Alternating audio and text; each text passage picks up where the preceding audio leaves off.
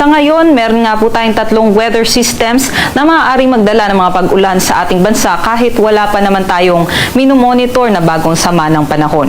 Una dyan yung shear line o itong linya kung saan nagbabanggaan yung hanging amihan at easterlies. Sa ngayon, yung shear line po ay nakakaapekto sa silangang bahagi ng Central and Southern Luzon. Ngayon, nakatutok po yung axis nitong shear line dito po sa may Quezon, Rizal at Laguna. Ngunit inaasahan po natin within the next 24 hours ay aakyat naman po yung axis nitong shear line at maaapektuhan din yung Cagayan, Isabela, Aurora, maging sa may Quirino. And aside po dito sa shear line, itong makakapal naman po ng mga kaulapan dito sa silangang bahagi ng Visayas and sa may Bicol region naman po ay dulot nitong easterlies o yung hangin galing po sa karagatang Pasipiko.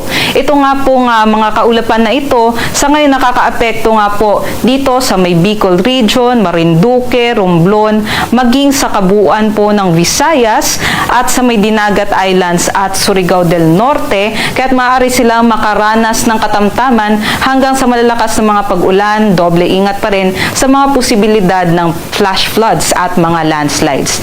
Aside nga po dito, patuloy pa rin pong bumubugso yung ating amihan or northeast monsoon sa malaking bahagi ng Luzon. Specifically, sa ngayong araw po, asahan nga po natin, meron po tayong makulimlim na panahon na may mga pag-ambon dito po sa may Metro Manila, sa natitirang bahagi ng Cagayan Valley at Cordillera Administrative Region, natitirang bahagi din po ng Calabarzon, kaya't posible pa rin po yung mga pag-ulan nga dulot nitong amihan. Other parts naman po ng Luzon, dito sa may Ilocos Region at sa may Central Luzon, asahan naman po natin bahagyang maulap hanggang sa maulap lamang yung ating panahon na meron din po tayong mga isolated light rains. Ngunit, malaking bahagi nga po ng Luzon, apektado ng amihan, kaya't magiging malamig ang ating temperatura.